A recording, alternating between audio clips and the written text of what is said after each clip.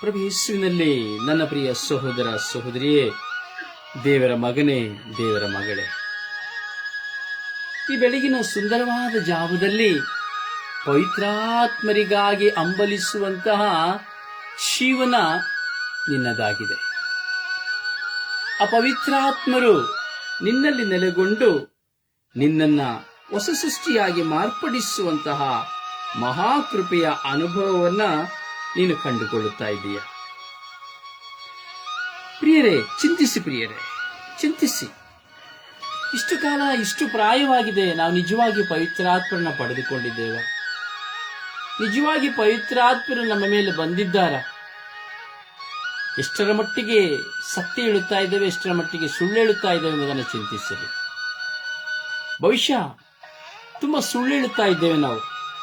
ಪವಿತ್ರಾತ್ಮರು ನಮ್ಮಲ್ಲಿದ್ದಾರೆ, ಪವಿತ್ರಾತ್ಮರು ನಮ್ಮ ಮೇಲೆ ಬಂದಿದ್ದಾರೆ, ನನ್ನ ಜೊತೆ ಪವಿತ್ರಾತ್ಮರಿದ್ದಾರೆ ಎಂಬುದಾಗಿ ಎಷ್ಟೋ ಪ್ರಬೋಧಕರು ಸುಳ್ಳು ಹೇಳ್ತಾರೆ, ಸಭಾಪಾಲಕರು, ಪಾಸ್ಟರ್ಗಳು ಸುಳ್ಳು ಹೇಳ್ತಾರೆ, ಪ್ರಾರ್ಥನೆ ಮಾಡೋರು ಸುಳ್ಳು ಹೇಳ್ತಾರೆ, ಯಾಜಕರು ಸುಳ್ಳು ಹೇಳ್ತಾರೆ, ಹೀಗೆ ನಾವೆಲ್ಲರೂ ಸುಳ್ಳು ಹೇಳ್ತೇವೆ. ಪ್ರಿಯರೇ, ಪವಿತ್ರಾತ್ಮರು ನಮ್ಮ ಮೇಲೆ ಬಂದರು ಅಂತ ಹೇಳುವುದು ಅಷ್ಟು ಸುಲಭವಾದಂತಹ ವಿಷಯವಲ್ಲ, ಅಪ್ಪಟ ಸುಳ್ಳಿನ ವಿಷಯ. ಚಿಂತಿಸಿ. ಪವಿತ್ರಾತ್ಮರು ನಮ್ಮ ಮೇಲೆ ಬರುವುದಾದರೆ ದೇವರ ವಾಕ್ಯ ಹೇಳುತ್ತದೆ, ಯೇಸು ಸ್ವಾಮಿ ಹೇಳ್ತಾರೆ, ನೀವು ಮಕ್ಕಳಂತೆ ಆಗುತ್ತೀರಿ, ನೂತನ ಮನುಷ್ಯರಾಗುತ್ತೀರಿ ಎಂಬುದಾಗಿ. ಪವಿತ್ರಾತ್ಮರು ನಮ್ಮ ಮೇಲೆ ಬರುವುದಾದರೆ ನಾವು ಸಂಪೂರ್ಣವಾಗಿ ಪರಿವರ್ತನೆ ಹೊಂದುತ್ತೇವೆ. ನಮ್ಮ ನಡೆಯಲ್ಲಿ, ನುಡಿಯಲ್ಲಿ, ಚಿಂತನೆಯಲ್ಲಿ, ಪ್ರಾರ್ಥನೆಯಲ್ಲಿ, ಕುಟುಂಬದಲ್ಲಿ, ಜವಾಬ್ದಾರಿಯಲ್ಲಿ, ಎಲ್ಲದರಲ್ಲಿ ನಾವು ಬದಲಾವಣೆ ಆಗಿಬಿಡುತ್ತೇವೆ. ಅದಕ್ಕಾಗಿ ಕೀರ್ತನೆಗಾರ ಹೇಳುತ್ತಾನೆ 69ನೇ ಅಧ್ಯಾಯ 13ನೇ ವಚನದಲ್ಲಿ, ಪ್ರಸನ್ನ ಕಾಲದಲ್ಲಿ ಪ್ರಭು ನಾ ಮೊರೆ ಇಡುತ್ತಿರುವೆ ನಿನಗೆ, ಪ್ರೀತಿಮಯ ದೇವ ಜೀವೋದ್ಧಾರ ಸದುತ್ತರ ನೀಡನೆಗೆ.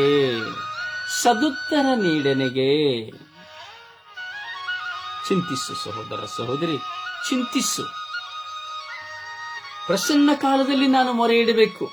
ಆ ಪ್ರಸನ್ನ ಕಾಲದಲ್ಲಿ ದೇವರಲ್ಲಿ ನಾನು ಮೊರೆ ಇಡುತ್ತೇನೆ ಎಂಬುದಾದರೆ ನನ್ನ ಪವಿತ್ರಾತ್ಮಭರಿತನಾಗಿ ಮೊರೆ ಇಡುವಾಗ ನನಗೆ ಸದುತ್ತರ ಸಿಗುತ್ತದೆ. ಕೇವಲ ಬರೀ ನಮ್ಮ ಅವಶ್ಯಕತೆಗಾಗಿ, ಬರೀ ನಮ್ಮ ರೋಗಕ್ಕಾಗಿ, ಬರೀ ನಮ್ಮ ಊಟಕ್ಕಾಗಿ, ಬರೀ ನಮ್ಮ ಸಾಲಕ್ಕಾಗಿ, ಬರೀ ನಮ್ಮ ಮಗನಿಗಾಗಿ, ಮಗಳಿಗಾಗಿ, ಹೆಂಡತಿಗಾಗಿ, ಗಂಡನಿಗಾಗಿ, ಕಷ್ಟಕ್ಕಾಗಿ, ಬರೀ ನನಗೆ ಅದು ಬೇಕು, ಇದು ಬೇಕು, ಸಾಲ ಬೇಕು, ಬರೀ ಇವುಗಳಲ್ಲೇ ನಾವು ಮಗ್ಗರಾಗಿರುತ್ತೇವೆ ಅಂದರೆ ಪವಿತ್ರಾತ್ಮರು ನಮ್ಮಲ್ಲಿಲ್ಲ. ಇದು ಸತ್ಯ. ಪವಿತ್ರಾತ್ಮರು ನನ್ನ ಮೇಲೆ ಇರುವವನು ದೊಂಬರಾಟ ಆಡಲು ಸಾಧ್ಯವಿಲ್ಲ, ನಟನೆ ಮಾಡಲು ಸಾಧ್ಯವಿಲ್ಲ. ಯಾರ ಮುಂದೆ? ಮನುಷ್ಯರ ಮುಂದೆ ನಟನೆ ಮಾಡಬಹುದಷ್ಟೇ.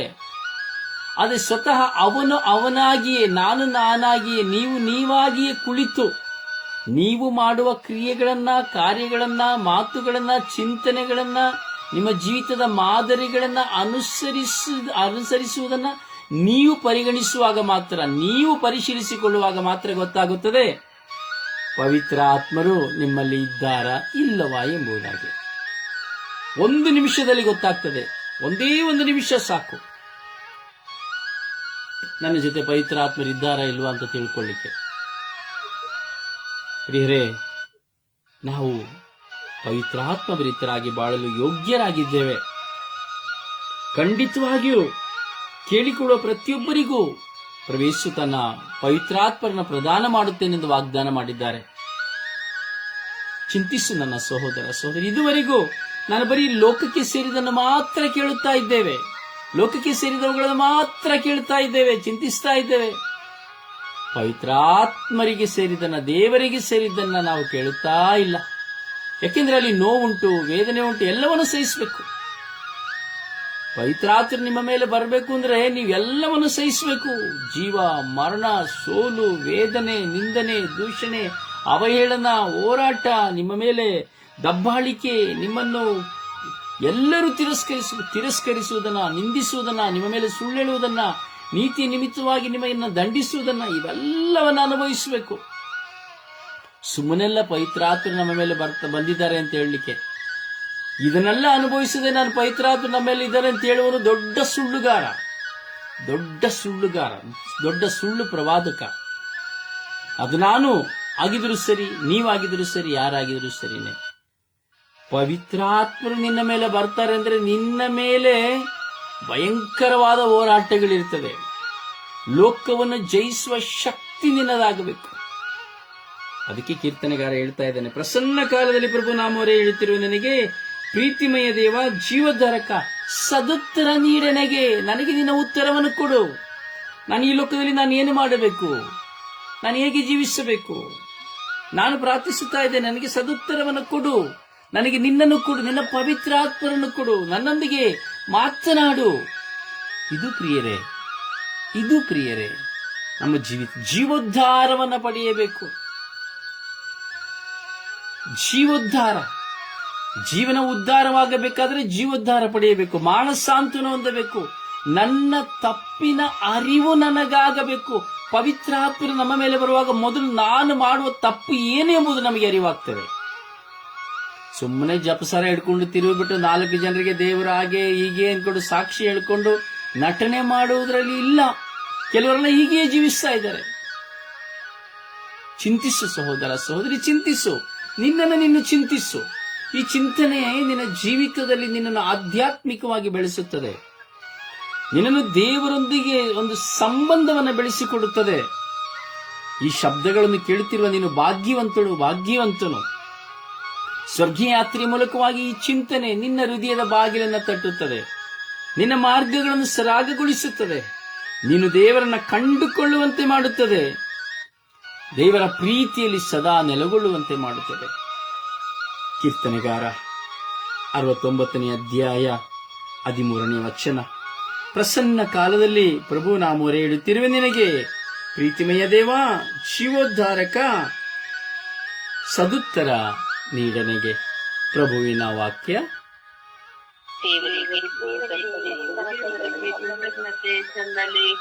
ಕೀರ್ತನೆಗಳು 69ನೇ ಅಧ್ಯಾಯ ವಾಕ್ಯ 13. ಪ್ರಸನ್ನ ಕಾಲದಲ್ಲಿ ಪ್ರಭು ನಾ ಮೊರೆ ಇಡುತ್ತಿರುವೆ ನಿನಗೆ, ಪ್ರೀತಿಮಯ ದೇವ ಜೀವದ್ವಾರಕ ಸದುತ್ತರ ನೀಡನೆಗೆ. ಪ್ರಭುವಿನ ವಾಕ್ಯ. ದೇವರಿಗೆ ಕೃತಜ್ಞತೆ ಸಲ್ಲಲಿ. ಕೀರ್ತನೆ 69ನೇ ಅಧ್ಯಾಯ ವಾಕ್ಯ 13. ಪ್ರಸನ್ನ ಕಾಲದಲ್ಲಿ ಪ್ರಭು ನಾ ಮೊರೆ ಇಡುತ್ತಿರುವೆ ನಿನಗೆ, ಪ್ರೀತಿಮಯ ದೇವ ಜೀವೋದ್ಧಾರಕ ಸದುತ್ತರ ನೀಡನೆಗೆ. ಪ್ರಭುವಿನ ವಾಕ್ಯ. ದೇವರಿಗೆ ಕೃತಜ್ಞತೆ ಸಲ್ಲಲಿ. ಕೀರ್ತನೆ 13ನೇ ವಾಕ್ಯ. ಪ್ರಸನ್ನ ಕಾಲದಲ್ಲಿ ಪ್ರಭು ನಾ ಮೊರೆ ಇಡುತ್ತಿರುವೆ ನಿನಗೆ, ಪ್ರೀತಿಮಯ ದೇವ ಜೀವೋದ್ಧಾರಕ ಸದುತ್ತರ ನೀಡನೆಗೆ. ಪ್ರಭುವಿನ ವಾಕ್ಯವಿದು. ದೇವರಿಗೆ ಕೃತಜ್ಞತೆ ಸಲ್ಲಲಿ. ಕೀರ್ತನೆ 69ನೇ ಅಧ್ಯಾಯ 13ನೇ ವಾಕ್ಯ. ಪ್ರಸನ್ನ ಕಾಲದಲ್ಲಿ ಪ್ರಭು ನಾ ಮೊರೆ ಇಡುತ್ತಿರುವೆ ನಿನಗೆ, ಪ್ರೀತಿಮಯ ದೇವ ಜೀವೋದ್ಧಾರಕ ಸದುತ್ತರ ನೀಡನೆಗೆ. ಪ್ರಭುವಿನ ವಾಕ್ಯವಿದು. ದೇವರಿಗೆ ಕೃತಜ್ಞತೆ ಸಲ್ಲಲಿ. ಕೀರ್ತನೆಗಳು 69ನೇ ವಾಕ್ಯ 13. ಪ್ರಸನ್ನ ಕಾಲದಲ್ಲಿ ಪ್ರಭು ಮೊರೆ ಇಡುತ್ತಿರುವೆ ನಿನಗೆ, ಪ್ರೀತಿಮಯ ದೇವ ಜೀವೋದ್ಧಾರಕ ಸದುತ್ತರ ನೀಡನೆಗೆ. ಪ್ರಭುವಿನ ವಾಕ್ಯ. ದೇವರಿಗೆ ಕೃತಜ್ಞತೆ ಸಲ್ಲಲಿ. ಅಪ್ಪ ತಂದೆ ಸ್ತೋತ್ರ ರಾಜ, ವಂದನೆಗಳು ರಾಜ. ಈ ಸುಂದರವಾದ ಬೆಳಗಿನ ಜಾವದಲ್ಲಿ ದೇವ ನಿನ್ನ ಸಾನ್ನಿಧ್ಯವನ್ನು ಬಯಸಿ ನಾವು ಕುಳಿತುಕೊಂಡಿದ್ದೇವೆ ರಾಜ. ಇಂದು ದೇವರ ಆತ್ಮರಿಗಾಗಿ ಅಂಬಲಿಸುವಂತಹ ದಿನವಾಗಿದೆ ರಾಜ. ನಾವು ದೇವರ ಆತ್ಮರಿಗಾಗಿ ಅಂಬಲಿಸುತ್ತಾ ಇದ್ದೇವೆ ಸ್ವಾಮಿ. ದೇವರ ಆತ್ಮರನ್ನ, ಪವಿತ್ರಾತ್ಮರನ್ನ ನನ್ನಲ್ಲಿ ಕಳುಹಿಸಿಕೊಡಿರಿ.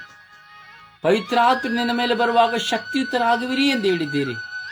ಈ ಲೋಕವನ್ನು ಜಯಿಸುವ ಶಕ್ತಿ, ಕುಟುಂಬವನ್ನು ಜಯಿಸುವ ಶಕ್ತಿ, ಪಾಪವನ್ನು ಜಯಿಸುವ ಶಕ್ತಿ, ಎಲ್ಲ ಪ್ರಚೋದನೆಗಳನ್ನು ಜಯಿಸುವ ಶಕ್ತಿಯನ್ನು ನಮಗೆ ಕೊಟ್ಟು ವಿಶ್ವಾಸದಲ್ಲಿ ನಾವು ಮುನ್ನಡೆಯುವಂತೆ ಮಾಡಿರಿ.